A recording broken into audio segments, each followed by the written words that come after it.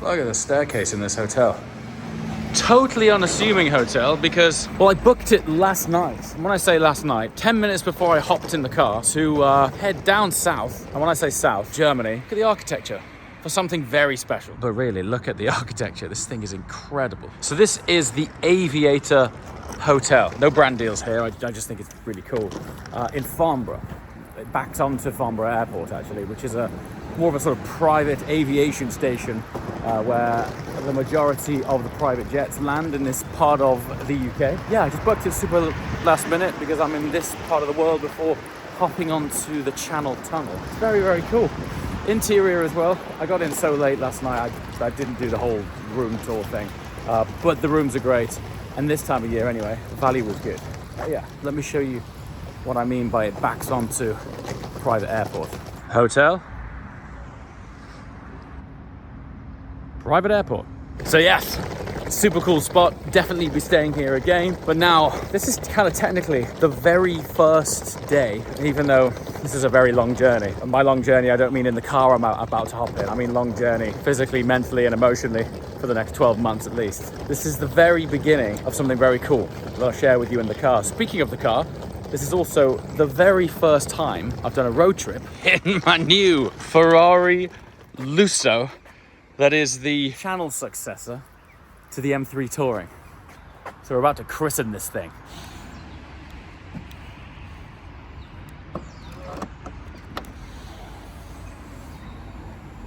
So yeah, it's probably a all in all 9-hour drive, I would say, that we've got ahead of us to the Nurburgring. I've got to go pick up Yorkie first, and then we're going to put some christening road trip miles on this thing. And I know what you're thinking. Is it the V8 or is it the V12? What do you think?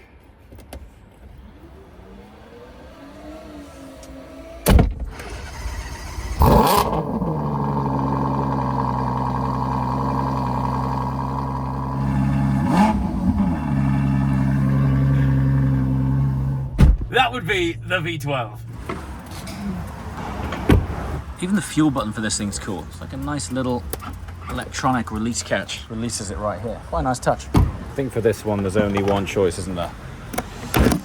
V12 deserves the good juice. So over on the main channel, there's a full breakdown and inside look as to all the specs, features, and the reason that we ended up swapping out of the M3 Touring and into a V12 Lusso.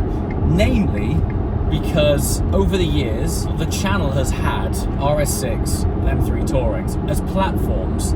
They're so complete, right? They're just fast, practical, look cool, sound great. But I think if you roll all of those attributes up and amplify them into one package, it probably doesn't get better, in my opinion, than the V12 Ferrari Lusso. Why I say that, this is basically a 4-seater 812 superfast hatchback, right? So it's got the practical side, it's got the V12 side, and along this journey we're going to be unlocking that, because the sound of this thing is obviously a massive contributor to the overall experience. But importantly, those cars over the years have also acted as genuine, bona fide road trip and support cars. And as part of the Sub 7 series, which I'm going to explain to you soon, that you might have already seen on the main channel off the back of the announcement of the GT3 RS, we're going to be spending a lot of time in Europe, particularly Germany, on road trips, and I just couldn't have thought of a better car to support those trips and excite along the way than one of these. And I'm just, honestly, I think these things are unsung heroes and one of the best Ferraris ever made, if you want to take it as a proposition that you can use daily and not have to squirrel away for special occasions like you might do with something like an 812 Superfast. This is a daily driver, practical, all-wheel drive, twin-clutch, naturally aspirated V12 Ferrari, back when they used to make proper V12 Ferraris. It's got Apple CarPlay too. I feel like it's been a long time since we've been on a road trip, Yorkie. Yep. We've been on separate trips, haven't we? You were in New York. You've been on the biggest road trip in the world. What are you talking about? I mean, together. That's what I mean. Right. Like, when was the last time we were on a road trip? New car day. New car day. This is christening the car. Straight into it. This reminds me a lot of 355. I think that was the last time we were on the... Was that the last time? I'm convinced the last time we were on the Channel Tunnel was when we took the 355 to. Where was that? Where did it go? Went to that There was that sort of beautiful manor beautiful, house. like chateau sort of place that we went to. It was a Chubb activation. It was a Cour d'Elegance. It was a Which Concours. one? Concours. Oh look. Le Châtel. Well, this is how long ago I think it was. I'm pretty sure I've not been here since the Eurotunnel was called Le Châtel. Is that like a Brexit rebrand? It's no longer it is. the Eurotunnel. Yeah. It's a shuttle your ass out of here. that's what it is.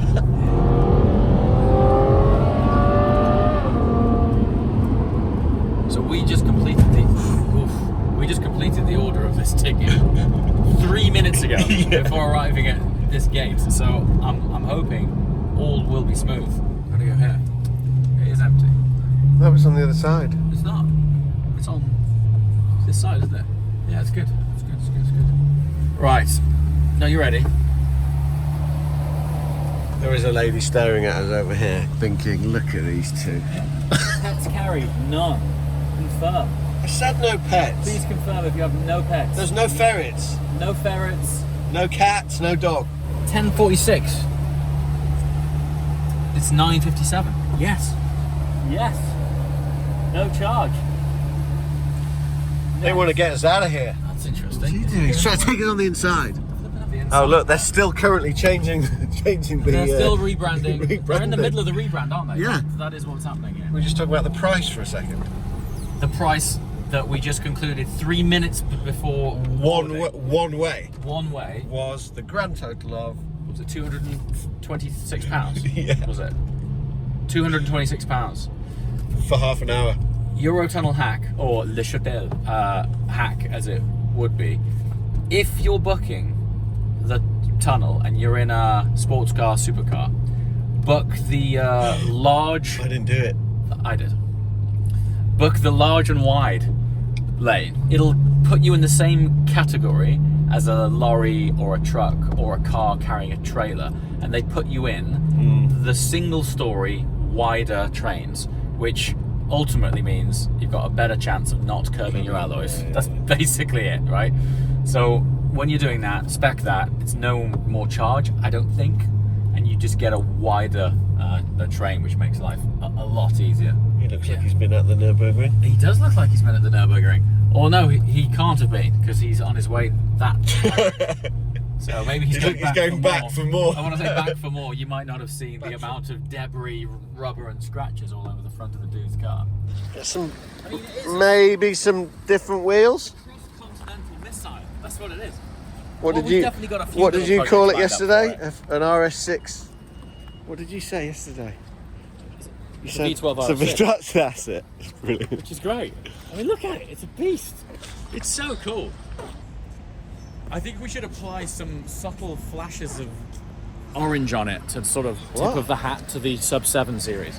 Because all of the Sub 7 branding has got orange on it. Yeah, so there's this frustrating regulation that you have to have a certain sort of kit in your car when you travel through France. See what that is all about. Oh, that's great. Thanks a lot. Jesus, how much was that? I'll tell you when there's no copyright music playing. Well, I walked in the shop and I was like, what do I need to drive in France? And she said, she got out this list of things. And it was like, you need one of these, you need this alcohol test breathalyzer thing. I was like, well, is there not just a pack? And she said, lo and behold, there is a pack. But I had to buy you a high vis. Look, so we've got, okay, European travel adapter. You don't need that. Apparently we need to stick that on the car. You need to wear that. Why? And we have to have all this kit. This is a legal requirement for us to travel within France. Do you know that the frustrating thing is we're hardly in France. We're going to be in France for about an hour and a half, and then we're straight into Belgium. How much was it? £40. For everything? No, for that box. £40 for that. 60 quid. That was £6. That was £12. Ah, we're here. What? Here we are. I think we need to go there. Oh. Thank you. Have a good day, mate. Cheers. Right, so that's us through. We've just gone through there quicker than you would go through an airport by far and away, right? We've got the coffee, everything's done. When we booked that ticket, over 230 quid earlier, when you logged on to the site, it was like, travel to Europe for little than £50. That is not an option. Like, it is simply not there. And then there's an asterisk next to it, which goes not during peak times. Well, what is it? Tuesday afternoon, end of October. It's like 11 o'clock. Yeah. There wasn't a single queue. There's no one here. There's no one here. If there was any time throughout the travel period of UK to France that was not peak time, it is today on a wet Tuesday. Look at this. At the end of October. There you go. That's the whole queue there for this train. There's all 12 of us Like are 12 currently cars heading up over there. to France. Yeah. Plus 50 quid for a Plus high 50 vis. quid for a high vis. Thanks for coming. So actually, Yeah, we're straight through. One of the annoyances of the ring is it's like German Mordor. It is in the middle of nowhere. It's in the Eiffel Mountains. I haven't actually explained why we're going there yet. It's in the Eiffel Mountains. It's a beautiful region, but even if you fly there, I actually think door to door, it might be 2 hours quicker by car. No, by plane it's 2 hours faster. Oh, do you think? Yeah, I think so. Only because when you get there, you then have to rent a car, and we've seen the pain of renting a car at that airport. It takes like an hour. So you rent the car and then you drive to the ring, which from that airport, it's about an hour's drive. So you've still got 2 hours when you land of farting around before you actually get to the ring. I reckon you probably get there, all in all, maybe 2 hours faster-ish. But you got to deal with airport security and planes, and Yeah, this is much more fun. it's way more fun. It's great.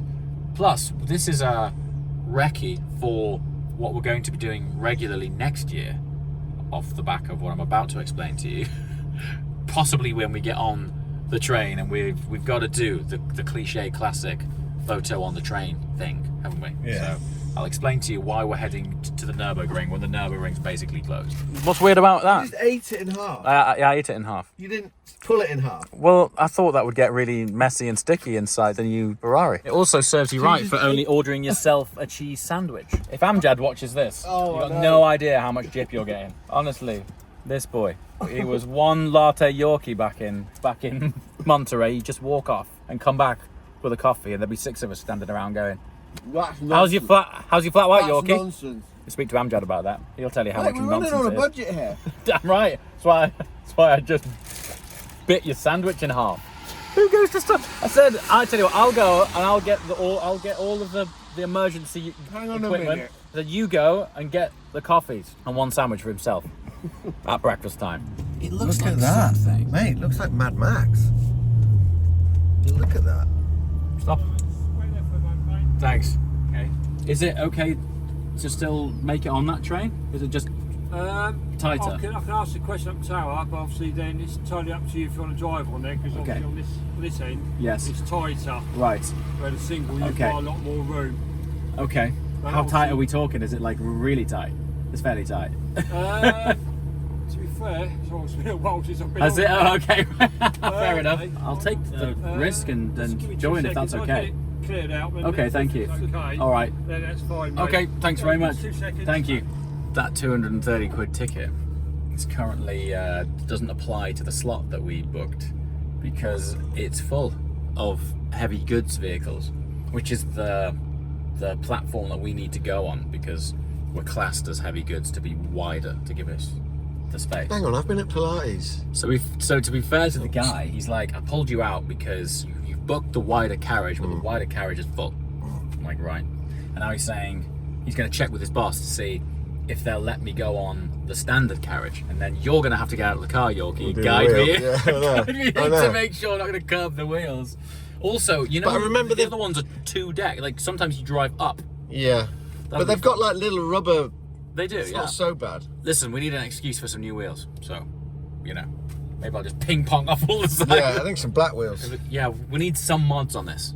I'm also thinking, I don't want an exhaust, but I would like a bypass valve He's to coming back. unlock some of the stuff. Right.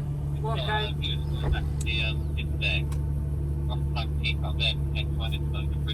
It's down to the crew members. Right. But if you want to go down and explain to them, Yes. and then see if you can, See how it goes. and then see how it goes. All right. Okay, Let's mate. give it a go. So, am I going down this ramp? If you want to go down this way, No, that one. Yep, sure. and then see what happens. Thank you. That was Steve. Thanks, Steve. Thanks, Steve. Right. Let's see what happens here. I'm going to take that off. No, so you they can need see. to see it. No, I mean in a minute. They're currently on the walkie-talkies, going, "Are we going to let this guy on?" Mate, we have to go in the up ramp on the train. Look, it goes up. That looks wide enough. It does look wide enough until you turn in there. Let's see what happens. I've never been on the top level. On the top deck. It is Mad Max. Look at the patina on it. Paint's coming up there. Straight off a set. I can't tell if they are discussing what they're up to this evening. Is there anyone behind us? No. No, it's just us, he says. Hello. Hello. For the Ferrari, we can go on the double deck. Okay. You straight on and then turn on the left. You have my colleague for the single deck. Thank you. You can see point, orange point. It's Yeah. my colleague. Oh, all the way down. Yeah, straight on. Thank you. Okay, so the first hurdle of them actually allowing us on the train is, Where's he gone? is completed. Yeah, she just said all the way down there, follow the orange jacket, and it just vanished. Look at the size. It is like something from Blade Runner, this thing. Yeah. Am I in here? Are you ready? Let's see. Oh yeah, to be fair, it is. So those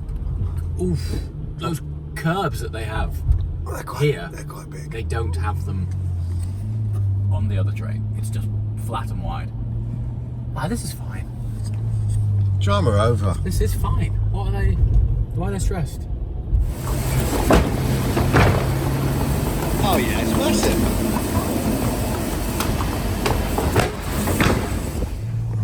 Look at the blast doors. Right, now I shall proceed to tell you just what on earth we're doing heading to the Nurburgring at this time of year.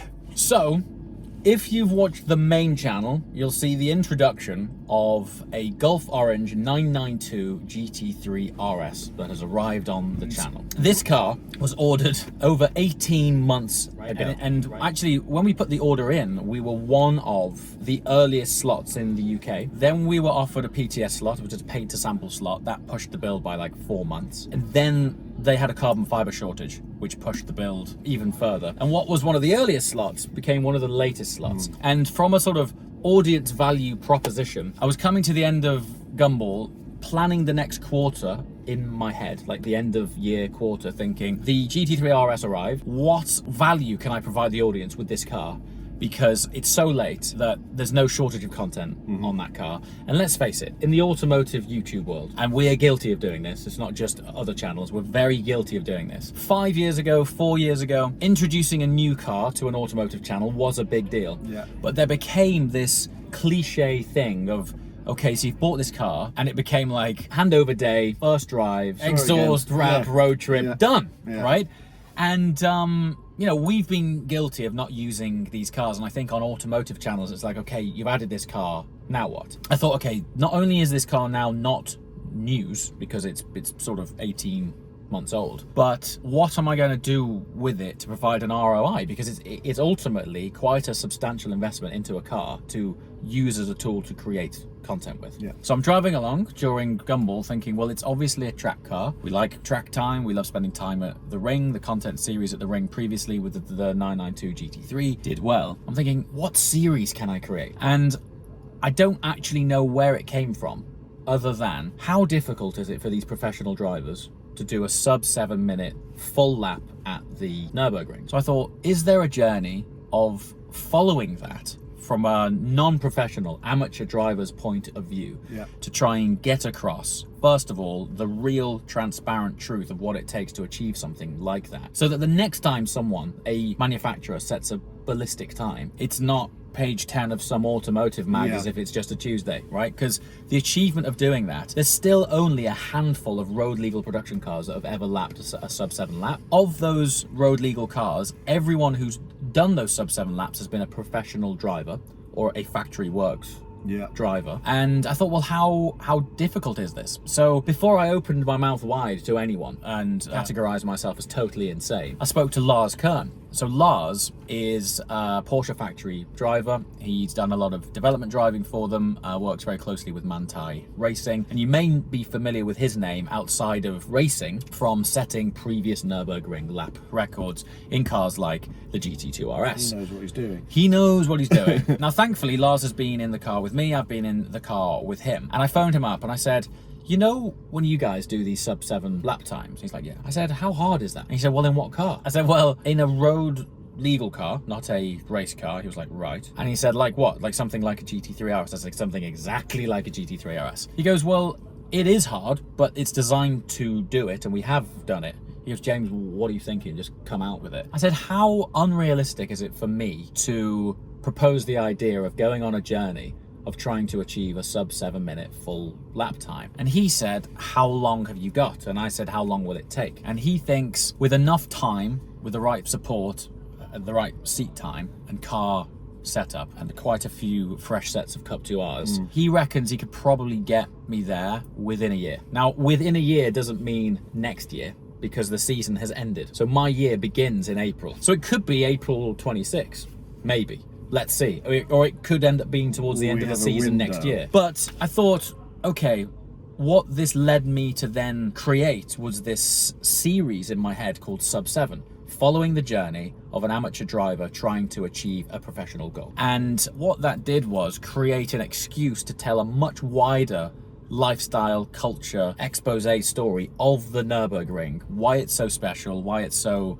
notorious, why do people from all over the world flood there, why do manufacturers put it on such a pedestal as to the benchmark of performance, as well as this theme of me trying to overcome personal challenges. Let's face it, there's risk involved in this. Yep. The further I dug into it, one of the reasons that I realized it was so hard is it's not because there's a lack of other very proficient drivers out there who could do that time. It's trying to set up an environment where you can officially officiate an actual recorded lap time on the full circuit is hard to achieve, because on most track days they don't allow timing. If they do allow timing, it's only in your own car, so it's not actually an official time, it's only on your dashboard. But also on TF days, Tourist Fahrten days, there's, well, traffic for starters, but you never do a full lap. They always bring you in, go through the car park and rejoin the next lap. So actually it's quite difficult to achieve a completely clean full lap of the ring officially timed,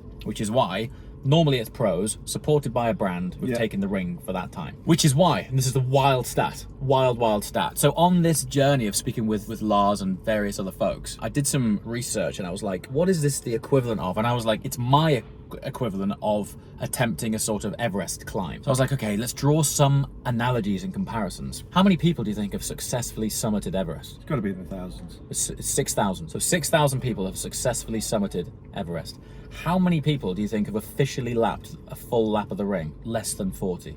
Right. So this series that I've announced over on the main channel, which is a lot more polished than what I'm giving you now, this is showing you the journey, is not leaving my mouth lightly. I'm not saying this as, oh, that'd be cool, that'd be a fun project. It is not lost on me the severity of the circumstances and the words leaving my mouth, that this is no joke. And there's risk involved, there's quite a lot of expense involved, but importantly, and the reason that we're going over to the ring right now, is that I, anyway, simply cannot do it without the support of some very key people. And those key people have turned out to be Porsche, HQ Germany, and Manthey Racing. And we are heading over there now to sit around the table for the first time with Lars Kern, professional driver, who's going to be acting as pro and coach on this journey, the Manthey Racing team, and some officials from Porsche, to get our ducks in a row and agree on what this content journey is going to look like over the next 12 months. And it is going to be a 12-month journey because I need a lot of seat time and a lot of instruction. But I don't want it to just be about me and this journey. I want it to be about other people's stories, the culture of the ring, the lifestyle, the beauty. I mean, it's in the Eiffel Mountains, it's the most fabulous place. And so this is the very beginning, effectively, of Sub 7. So welcome to the Sub 7 series. If you want to follow it in all of its glossy glory, you need to subscribe to the main channel. And if you want to come along for all of the uncut craziness, you need to subscribe to the channel you're watching right now. So quite a big moment. Quite a big moment. Yeah. And it's one of the reasons, if you pay attention to the channel a lot, you'll notice that I went quiet online for like 3-4 weeks. A lot of that has been me adminning behind the scenes, trying to get this out there. And it's taken a lot of backwards and forwards with the right people. But Manthey have been incredible. Lars Kern has been nothing but supportive of the idea from day one, which is amazing. Thank you so much. And then it ultimately made its way up to Porsche HQ, because Porsche is majority shareholder of Manthey Racing. Yes. So even though Manthey were on board, they had to sign off on it. So it got approval from Porsche, and now we're here, That's dude. cool. And that's what we're doing. A lot to find. I've been doing it on the sim just to try and have some understanding of how wild it's going to be, and it's fun. We need to get you a sim. I really need to get a sim. 100%. Actually, in the comments, if anyone can recommend a good home simulator, we've got partners who have professional sims, but I can't go to them all the time, and they're literally entire rooms with like GT cars in them on hydraulic platforms. At the front That's end fine. of an F1 car. And I think we should go and see those guys, because it'll be a great part of the journey. But we're beginning this at quite a strange time in that it's off season now, and I still want to share what the culture of the ring is like and the beauty of the ring is like at off season. I mean, they re-tarmac parts of the ring from next month onwards, and there's snow, and it's a beautiful place. I really as well want to share track walks, because onboards do not convey the degree of undulation. Like some of the hills and crests are crazy. So we're going to take you along for the N24. We've got some really interesting potential backstories lined up with very cool people who have documented the N24 over the last 15-16 years. So there's going to be all of these sort of spin-off sub-stories. But hopefully as well, going to be talking to Timo Bernhard, who's the fastest man to ever lap the ring ever in the 919 Evo, which conveniently is a Porsche, so that's helpfully on brand. We're going to tweak the car. We'll tell you a bit more about that as the time unfolds, because that's going to be cool. It's going to be tweaked. And the idea on the main channel is we're not going full Netflix, like by any stretch, but I'd like to sort of up the gloss in parts, just to convey the spectacular nature of that amazing circuit. Because every time we drive on there, I'm so thankful that even exists. It'll never be recreated again. I've never been on it. And as part of this series, we're taking Yorkie for his first lap.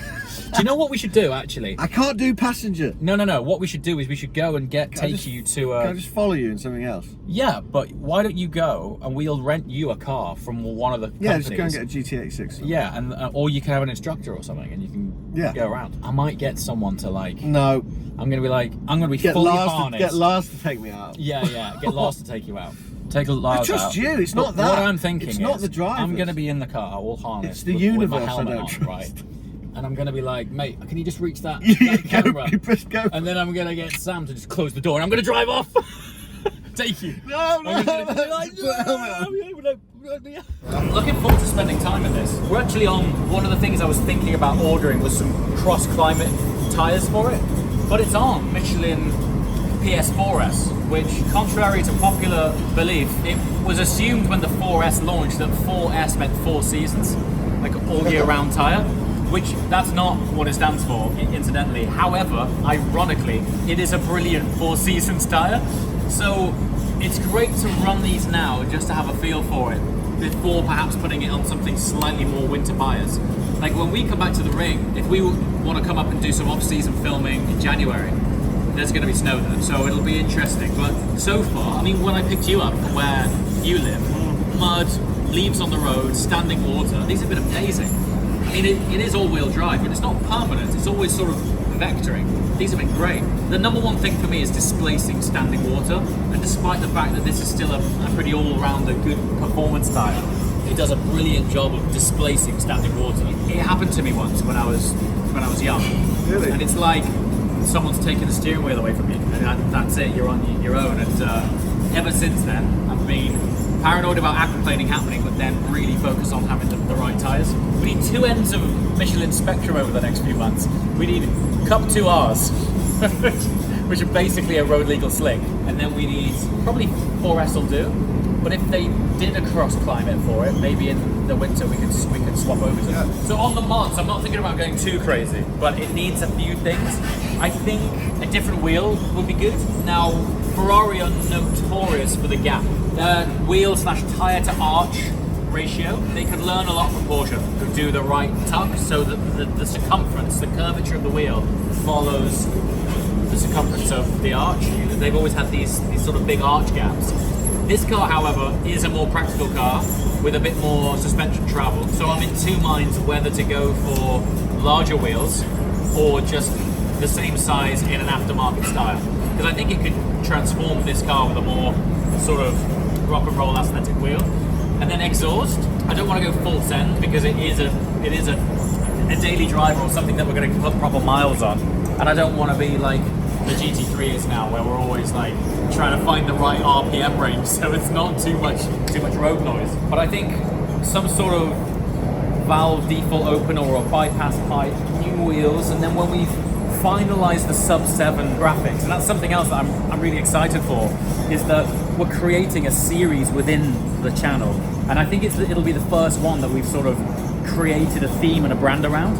So once we finalise those sub-7 accents, which are likely to be orange because 3RS is orange and it just sort of ties it in, then we might put some sub-7 graphics on the car somewhere. And let's see, comments below. What else should we do to the Lusso? I'm not going to go mad on it because it's already pretty serious, but the C-suckers have worked really well on here. So if you had 4 C-suckers, I think they are rated to, I don't know, something like 130 miles an hour or something. Although we are going to be on the Autobahn, so. But I don't think you can You're going get... to be taking lights and tripods and all the big stuff.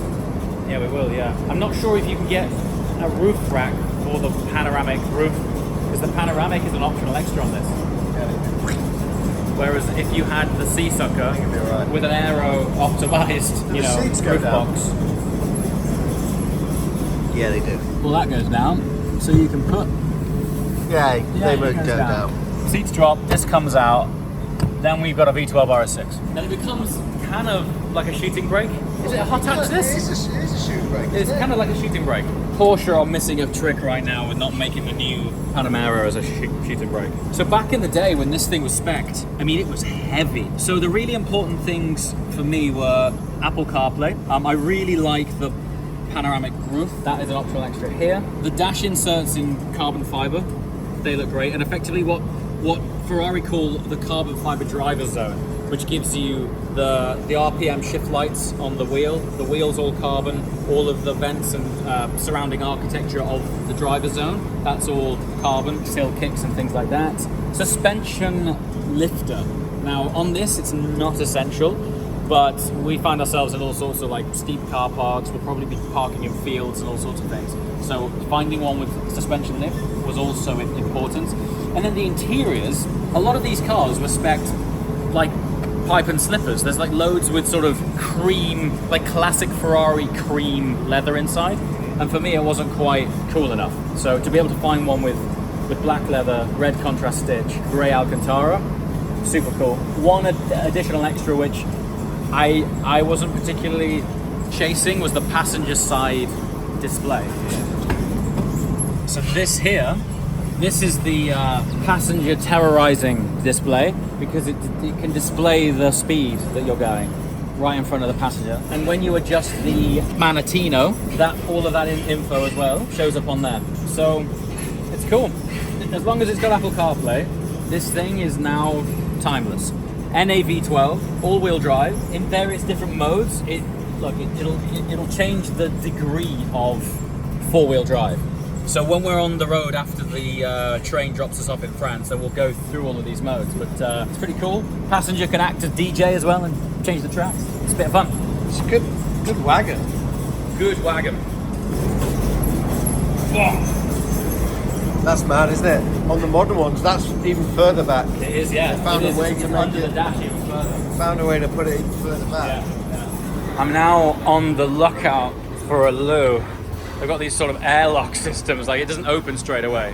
You have to wait for the sound. Look, there's literally no one on this train. Oh, we're on land, so that means we're in France. I'm not sure if I've got time to find this loo. I need to hurry up. Really?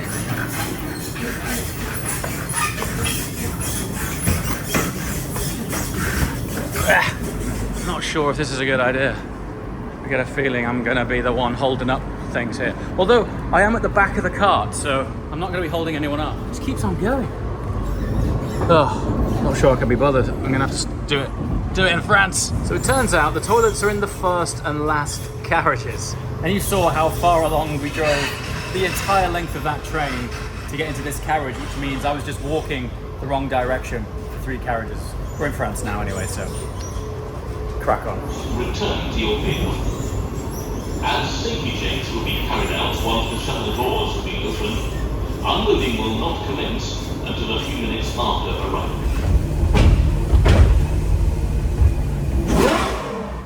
Oh, it sounds great. What a thing, man. Was that double or just holding down both? I was just pulling in both paddles. Oh, it's absolutely tipping it down. Do it again. Okay, you ready? sounds great. It's Oh, tipping it down. Oh, hang on. So it feels good. I don't know what the word is. What's the word in Swedish?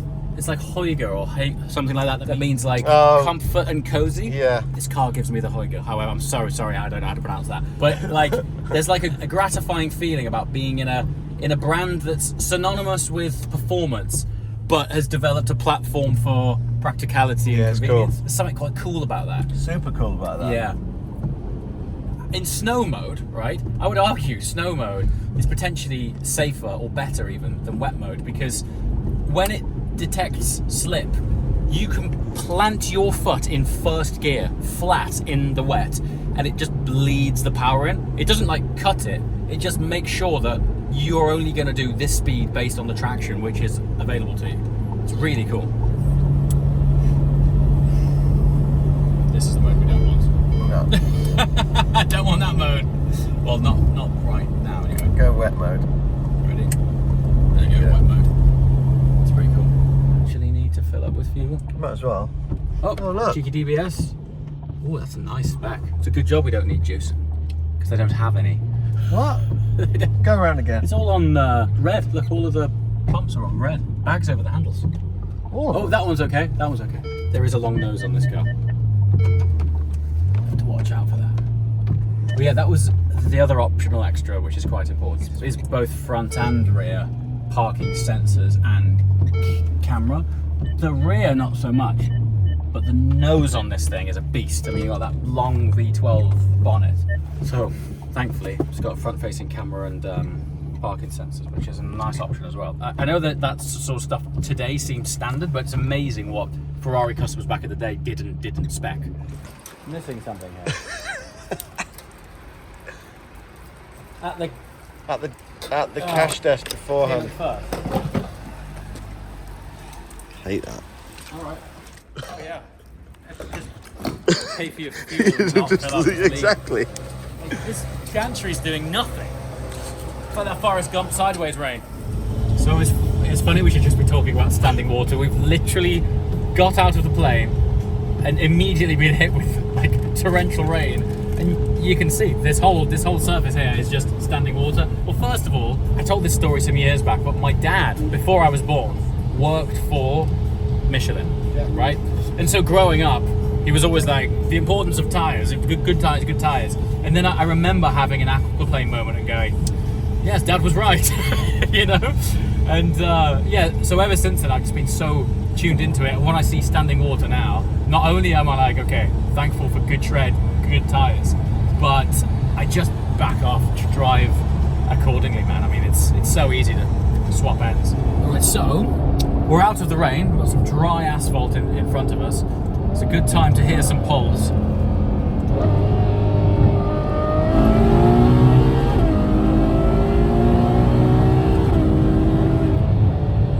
I mean, it's good for a four-wheel drive four-seater. It's good. But I think we could do a 20% unlock of that exhaust, for sure, right? So I don't want to go full straight pipe job. We've learned our mistakes over the years of going a bit crazy on daily drivers anyway, which then makes them un-daily drivable because they're so loud. With this, I do think, even if it's a bypass or just valves open full time, something that's just going to elevate it. Let's have another go, you ready?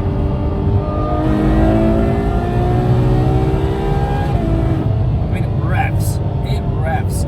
So it's effectively an 812 superfast engine, very closely related to that platform. This revs to 8,250, 812 superfast revs to 8.5. It's slightly down-tuned. This is, I think, high 600s, 690-ish horsepower. So it's sort of geared, and its torque profile and its gearing is literally geared for a more grand touring experience. But fundamentally, it's an 812 engine, therefore it can sound like an 812 with a pipe, and we know what those sound like. So we don't want to go full crazy, but there's definitely room to be found here. I mean, we might be able to do it next to this truck actually. Oh yeah, that's the carbon fiber driver zone as well. You get these shift lights here.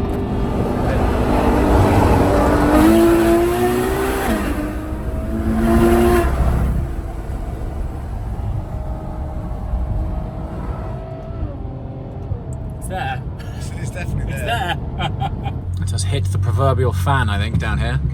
So we've got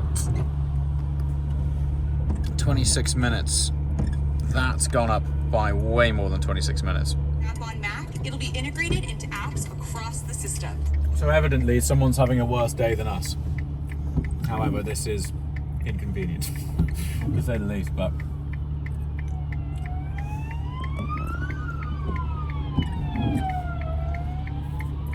That's 2. We are currently, our arrival is when our meeting starts. So we were supposed to be there at 3:30, 4 o'clock. We've just been trawling in this pretty much standstill nonsense for Hour and a half. hour and a half. Not cool at all.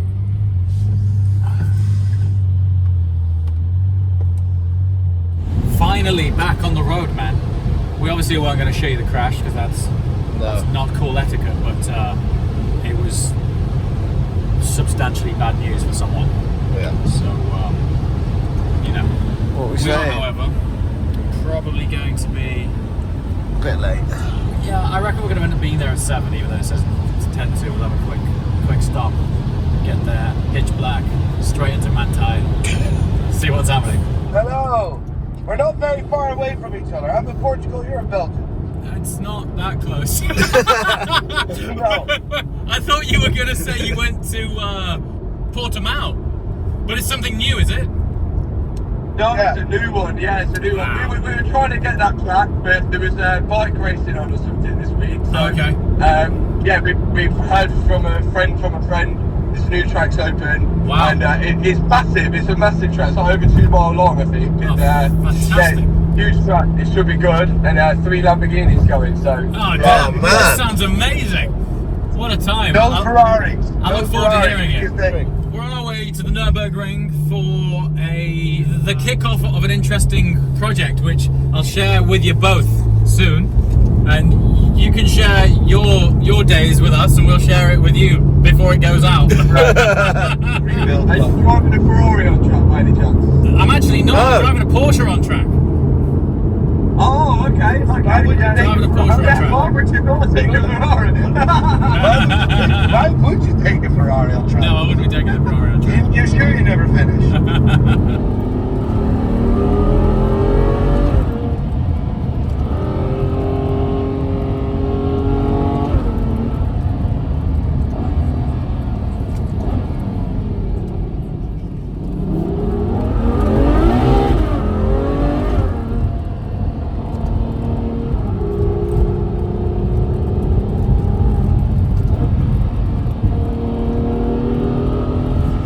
Took us way longer than expected. We were supposed to get here when it was light. It's so dark. Look how dark it is. I mean, again, just going back to the beginning of the chat, I'm not, when we first had that phone call, it was very much like, am I just totally dreamland? because I'm not, I'm really aware of the words leaving my mouth. Like, this is not hey, that'll be good fun. You know what I mean? That's not how I'm approaching this, man. Like, I'm like, okay, if we're going to do this, it's going to be... And I think as well, it's also important to state that when this gets announced, that this is a joining for the journey of attempting the journey, not I'm going to do it, right? Like that's not it. Like it's okay. Obviously, cherry on the top is we get this sub-7 time. Yeah, but again, when the project name is becoming a Nurburgring local, it includes a sub-7 lap. Yes, it does. So you're gonna have to you're not really Oh, a local everybody until you've does done a it. sub-7. Yeah, but in general, it's a sub-7 bridge to gantry, but you go flat down.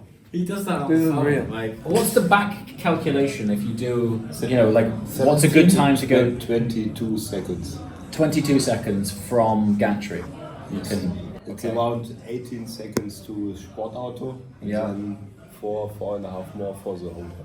so you said 7:15. No, with the K2 it was 180, I think. 180 kph.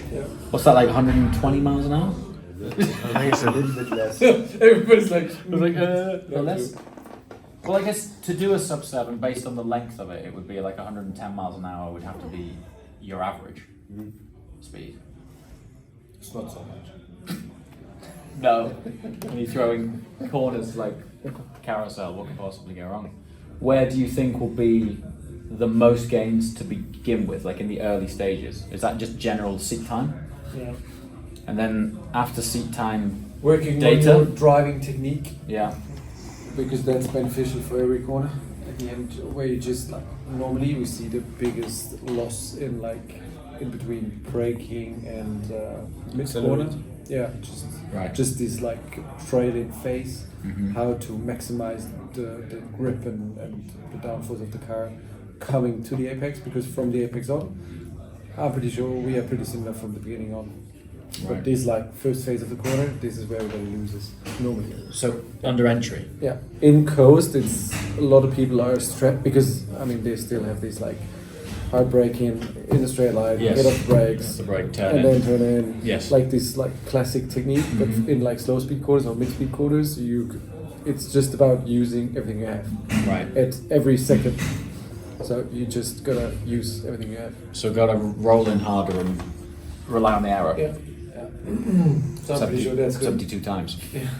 That's where we're gonna see the most gain at the beginning, and then I think it's gonna be fine tuning on maybe you have like corners where you just don't feel comfortable doing what we ask you for. Yeah. At the end, it doesn't matter how. It's just As long as you get it some way. Exactly. Okay. So data, onboard, lead follow. Again, I then think, we'll we figure have all out. options, And we'll just And figure we out just what have works to- best. And you gotta tell me. Yeah, what sure. you think Yeah. which is the biggest gain for you. Yeah. The lead follow will be interesting.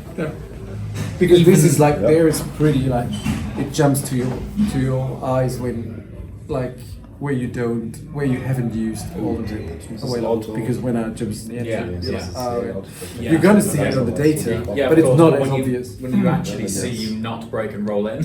Which is like lighter, lighter, just like, and and you feel like, whoa, why is the gap For sure. Yeah. So when I see, so that's where the lead follow and data will be interesting, because I might see your brake lights come on, but I don't know if that's just a little settled. But then if I go back and reference that corner and I see the trace, I can be like, oh, okay, you were just brushing it there rather than like anchoring on. I can't tell you. Oh no, I can tell you. I just can't put it out until later. You just booked an Uber. Yes, I booked the fastest ring taxi. It's got to be the fastest ring taxi, right? Yeah. So tomorrow is part of me getting a feel for the physics of where I'm expected to get to, which is now dawning on me. Now I'm sat here around these guys. We're going for a passenger lap with Christoph in the GT3 RS MR development car to see how that feels, and I think he's intending on giving me a 7-minute ballpark experience. He will. Is that full lap? Yeah. Jesus, I've never done that. I've only done that bridge to gantry. So to see that in full laps, it will be eye-opening.